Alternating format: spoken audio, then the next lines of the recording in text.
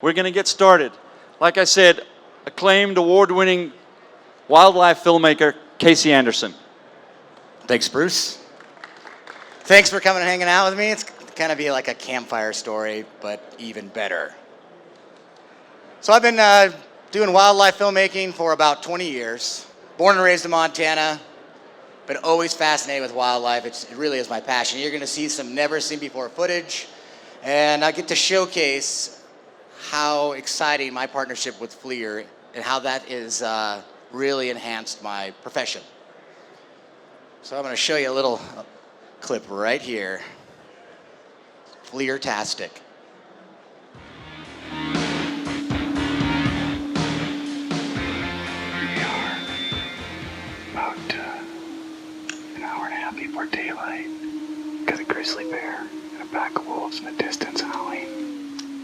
Grizzly bear eating on a bison carcass. Complete darkness. But here we are with FLIR, having this amazing experience. Listen to this.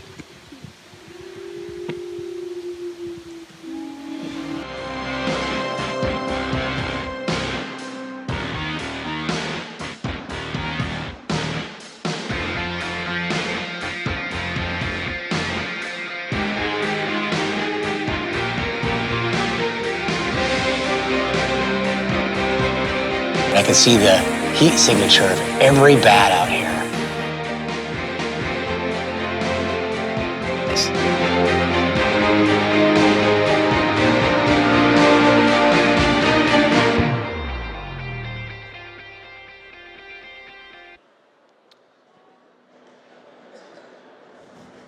This animal right here has been my obsession for 20 years. The mountain lion, the cougar, the puma.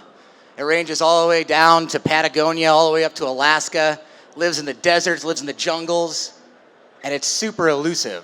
I've been told several times, there's no way you're gonna be able to film a mountain lion in the wild. Well, now with the new technology, with thermal imagery, what FLIR is doing for me, that is no longer the case.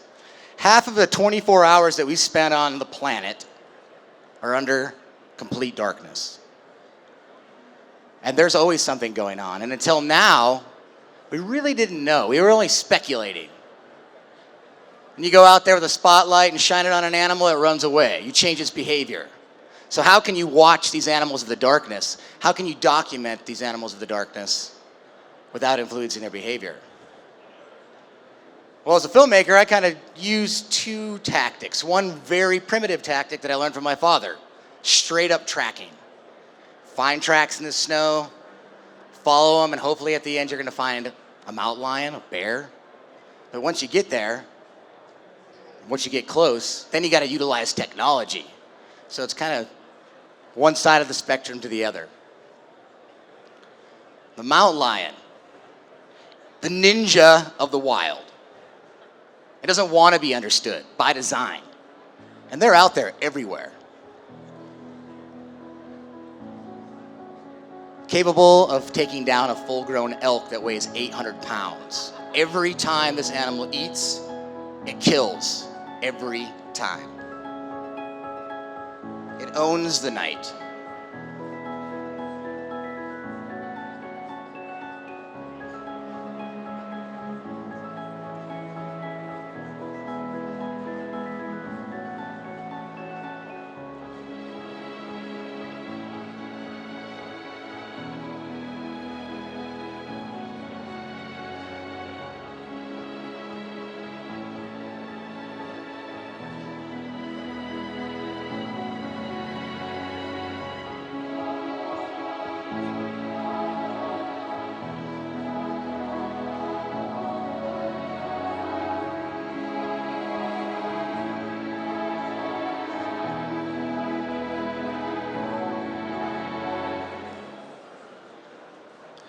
It could jump 20 feet vertically, 40 feet horizontally, and run 45 miles an hour.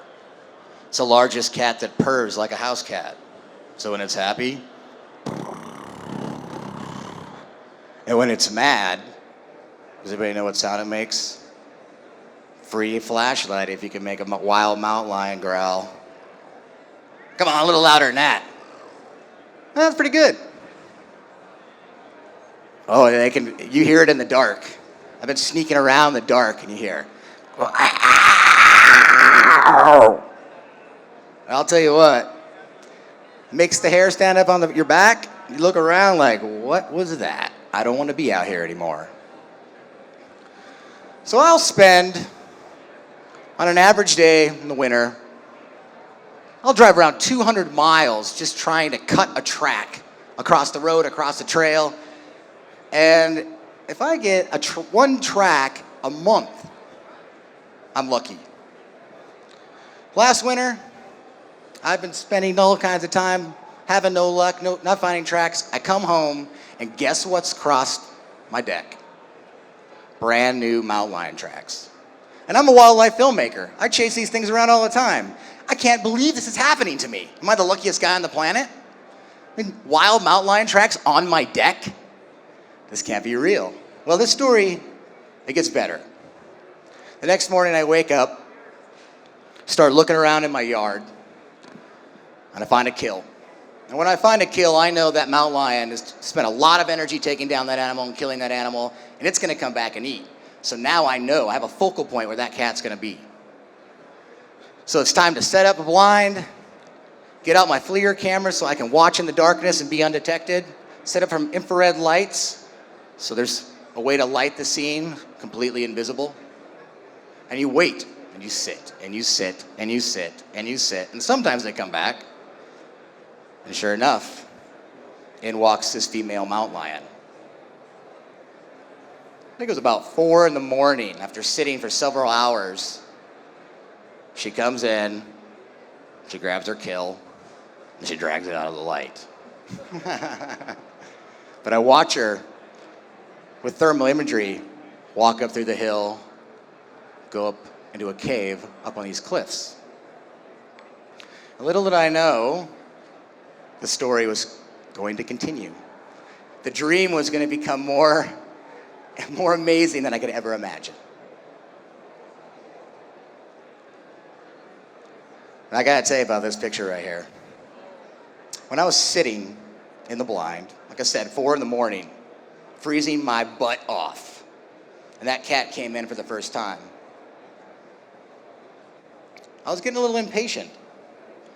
And, I was just outside of my house, so I had all the amenities. I had some jerky, I had some beer. And about that time, I'm like, what, I'm gonna have a beer. And I reach down, I look up at the monitor, and this is what I see in it when she entered the zone. And these cats are not in a hurry. If you want to play the game of who's got more patience, me or this cat, I'm not gonna win. And that cat, I have footage for about 10, 15 minutes. It looks exactly like this. She comes in and she looks at me. She looks at the blind, she stares at it. She's just waiting for one little move, one little thing that's gonna tell her this isn't right, and she's gonna go out of there. And she stares, and I know I'm sitting here going for my brew down there, and I'm like, I cannot blow this right now. I have to hold really still. It's like playing stare down when you're a kid, and you're not gonna win. Who's gonna blink first? Fortunate enough, she was hungry, very hungry, and she let her guard down a little bit to allow me to get some images. And the reason why she's hungry, you'll find out right here. But the night is full of surprises. New life emerges.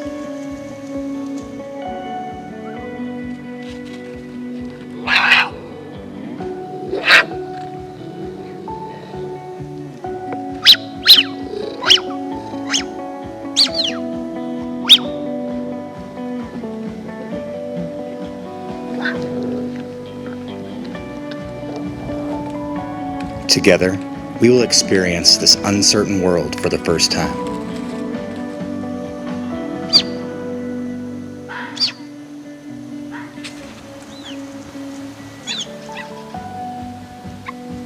As we explore all its wonder, we must be cautious because you never know what lies ahead. The dream gets better. A mother mountain lion and 3 kittens. And over the entire last winter, most of the spring, summer, and it's happening right now, this family is living in my backyard. A wildlife filmmaker, a guy who's been chasing these things around his entire life, and I have a family of mountain lions living in my backyard. And thanks to this technology, I am telling their story for the very first time. I'm witnessing behavior for the very first time. I'm sharing it with scientists who've been studying these animals for 40 years and haven't seen this much in that entire time that I'm seeing in one night. It's amazing. You start to see these personalities. I'd like to introduce you to Eenie, Meenie, Miney, and Mama Mo. And I'll tell you what, right now, there's definitely a meanie. Big male, all he wants to do is eat. Night after night, when I get opportunities to watch these animals, when I get to know these animals, get to follow them, I see their patterns. I know where they hunt. I know where they sleep. They go out at night. I can go out at night. I can see them. They know I'm there. I'm not going to fool myself. But if you want to really observe and document these animals, you've got to make the lightest footprint you can when you're filming them. And with thermal imagery, you can do that.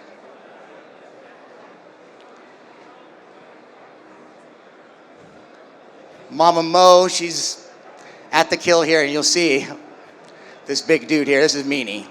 Sometimes the other kittens will go hang out in the cave. Meenie wants to come over and wrestle with Mom because he thinks he's big enough that he can kick Mom's butt. Sometimes he tries to even run Mom off the kill because it's time to eat. And Meenie is getting to be a big boy.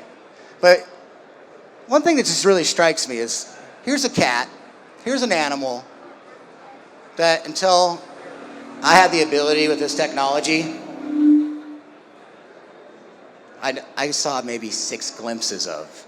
And now I'm seeing affection, I'm seeing intelligence, I'm seeing these relationships. You know, when you hear about a mountain lion, it's usually because it's on the headlines.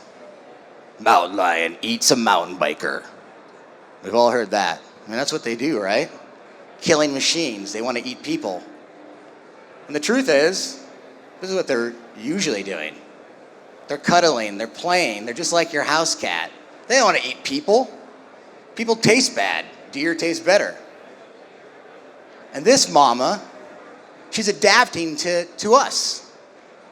She's made a choice to raise her kittens right outside my back door.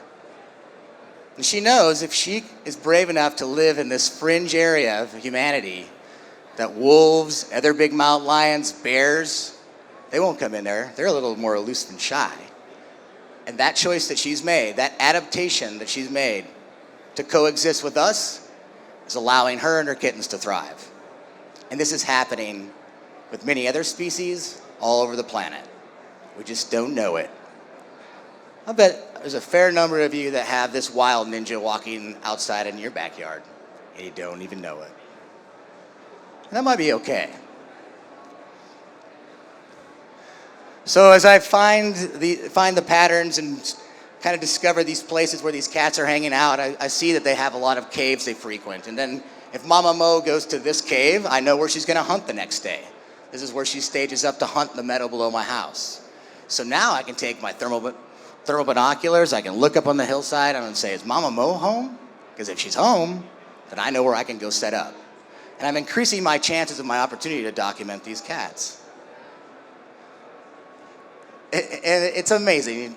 Taking this technology really turns me into one of them. If there was a cat in that cave and I had regular binoculars, I would never know it. And now I can say, oh, okay, she's in there, she's spending a good time in there. I can go take surveillance cameras, FLIR FX, hook it up to a router, solar panel, put it in the cave. I can be at home on my iPad, log in, and say, I wonder if Mama Mo's in the kitty cave. Oh, there she is. Okay, team, we're going to go down to the hunting zone. We're going to wait for them to come in to hunt. I'm making the unpredictable predictable to some level, and it's only because of this technology. You know, I used to have to hike around and carry a big backpack all the time. Now I just sit in my house and watch and see when they're going to come. I used to be fit. Now I'm getting a little But sometimes, check out the caves, and there are new visitors to come around, like this big dude. And in telling the story about the mountain lion, I want to also tell the story of the characters that interact with this family. So I want to get to know who this guy is. He just popped in.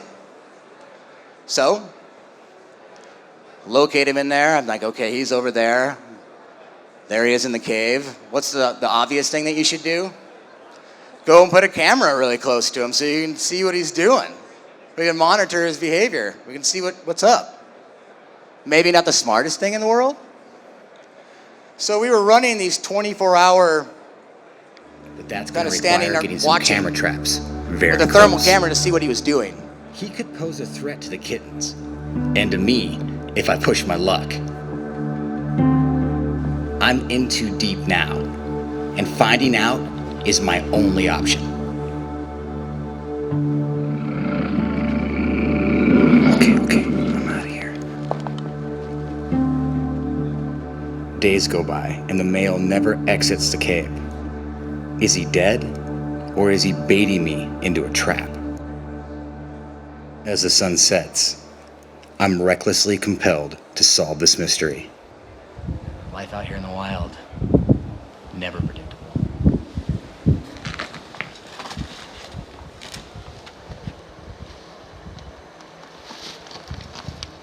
This is not a fall you'll live through. There's so many things that can go wrong right now. There's really two options here. I crawl back in there and find a dead mountain lion, or I crawl back in there and get my face tore off. So I decided to sleep on it. But in the morning, call it stupid, but I was gonna find out one way or the other.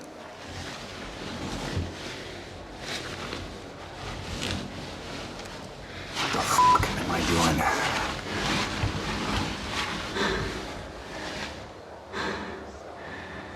Oh man. I gotta hurry. Set up this camera and get out of here. The last thing I want is to be wedged in this hole and that big male to come back home. Let's get this set.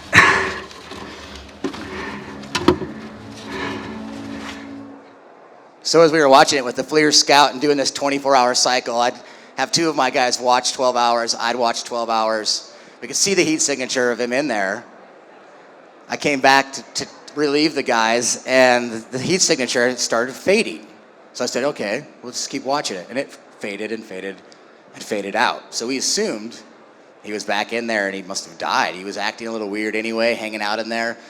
Come to find out, he wasn't in there.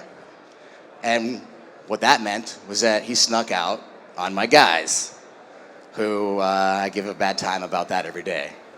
He's still around. He's a big dude. He's a local male and probably the father of the kittens.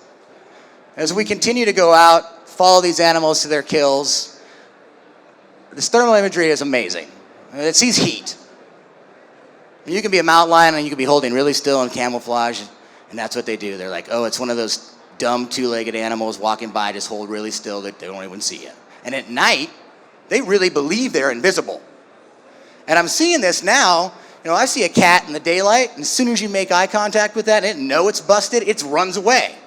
Out in the dark, I walk right up close to them, and they hold their ground because they believe I cannot see them. That's the way that they've evolved. Those things cannot see us in the dark. And I've tested this. 2 cats on a kill.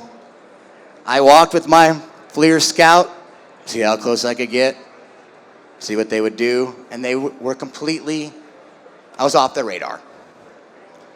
And then at a certain point, you just don't want to go any closer because you don't really want to know what's going to happen. But you start to get this confidence. It's like, I can see in the dark.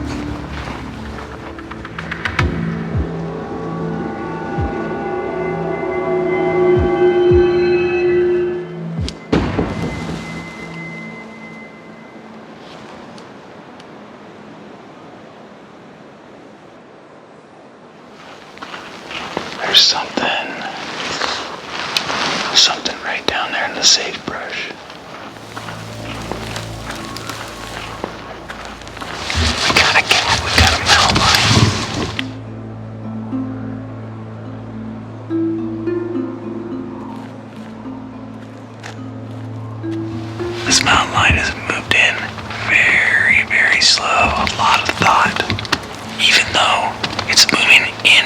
skill, it knows there could be other animals around.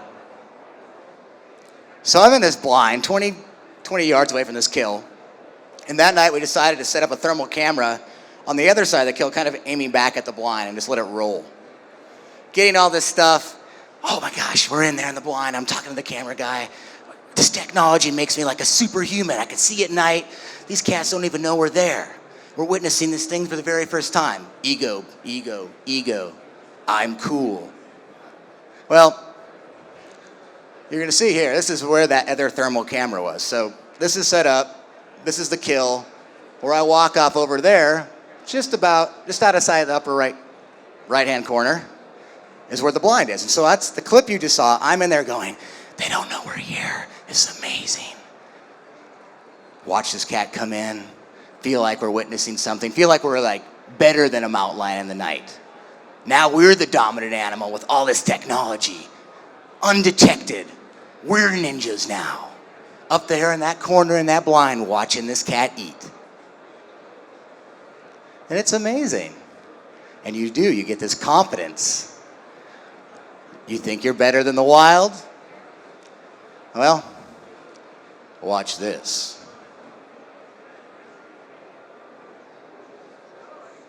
That entire night, we watched this one cat, the only cat that was out there on the kill, in the blind.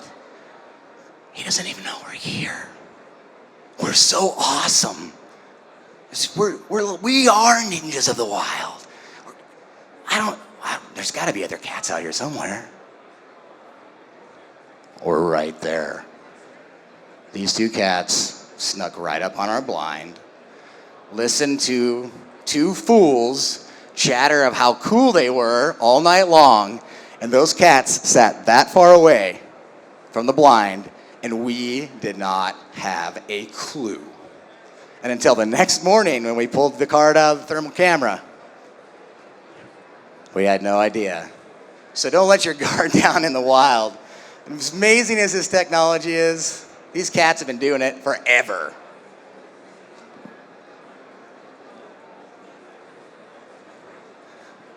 So the story is getting even better and better. These cats coming around my yard, coming around my house.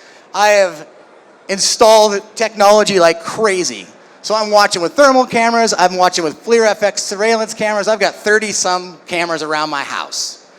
And now I'm starting to see how often these cats are really in my backyard. And when I say my backyard, really in my backyard. And frequently. I've seen them walk up on my deck, get behind my barbecue to hide, to watch the deer in the yard to eat. I mean, they are adapting. The deck's a perfect situation. They can get up high, they can get behind this thing. The deer don't even know they're there. Deer eating the grass that I watered. And what part of the ecosystem are we? And we are a great part, and the animals are adapting, and now it's our turn to adapt. This stuff is happening in many backyards all the time. So this is the FLIR FX footage. My assistant's leaving the office. I go inside the house. I'm gonna wake up in the morning, go look for mountain lions. Just crossed that bridge. And the next thing you know, here comes the family. So this was just about a month ago. The kittens are getting quite big. They're starting to disperse a little bit. They'll go out for a week, do some hunting on their own, come back to their family. But this is what I call the mountain lion bridge. It's the quickest way across the creek. They get on the other side of the creek, best cover, follow that creek down, and it's the best hunting zone there is. That bridge is perfect. It's perfect for me when I want to go over there. Perfect for the cats. They use it all the time. And to think, I was just there. I walked across this bridge, Mama Mo and the kittens, they were watching me on the hillside. There's no doubt. They watch me probably every day. Oh, it's that guy that wears the beanie in the middle of summer all the time, walking around out there. The little female, she gets lagging behind. I hear this. I'm in the house, and I hear, phew, phew. I know that's a kitten calling to its mom, I think. Maybe it's something else, and I'm listening. And again, until I logged in and started reviewing the rapid recap and seeing what actually was happening outside, I couldn't believe it. Little kitten, walking around looking. Where'd Mom and the other guys go? Well, the obvious next place to check. Wait for it. I'm in my house. My back's to the door about 20 feet away. And she comes and looks in my window. I had no clue. And a lot of people would see this and it would make them afraid. But this is the cat's home too. They were there first. This is their place. They mind their business, I mind mine. They walk to the driveway. Real time, right here. Through the driveway, slips off into the shadows, and here comes a visitor home. And when she pulled in, that mountain lion was just, and you would have never known. And I find myself now when I go outside every night, when I walk out on the deck, I go, a little bit more than I used to. The story of these animals is continuing right now. It's really hard for me even to be here, but I'm happy to be here because right now Mama Mo is out there killing things. She's utilizing these ghost town type buildings down the creek for the first time. The story is continuing. These animals are true wild superheroes. And the more we get to know them, we realize they're emotional, we realize that they have intelligence, we realize that they are superheroes. They can jump buildings in a single bound. I mean, Wolverines out in the wild are actually cooler than Wolverine. And they're real. And the more that we start to document these elusive animals and share it with people, it's my hope people will see that they are amazing, that they are worth protecting. They are cooler than superheroes that you read in a comic book. I love this clip because this shows how amazing these animals are. Track this cat using thermal technology to a kill. Get to the kill. Cat's gone. We have no clue where it's at. We're standing there. And we hear. I look over at my buddy and I'm like, you hungry? Look up on the tree. And there it is, looking down at us. Well, that time we have one little drop cam. Trying to figure out where we're going to put this thing. Know that cat's going to come out of the tree as soon as we leave.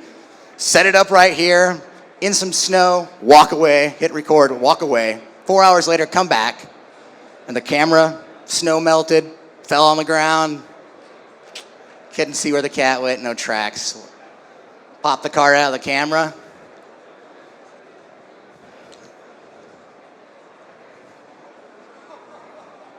Boom, right on the camera.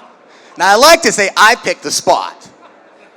But this is amazing. I watched this clip 2 million times because this does demonstrate the superpowers of these animals. That's 25 feet up and 25 feet out. I really don't think the cat is jumping on the camera for any reason other than that was the best spot to land. But this is what this cat does every day. It can do this every day. It's like, easy, I got this. But when it comes to these elusive animals, again, you think of them, you fear them. And the truth is there's no point in fearing them. We got to respect them. We got to live with them. We got to coexist with them. And it's much easier to coexist with a superhero than it is with a killing machine, something that you got to worry about. I mean, why would you protect something that you fear?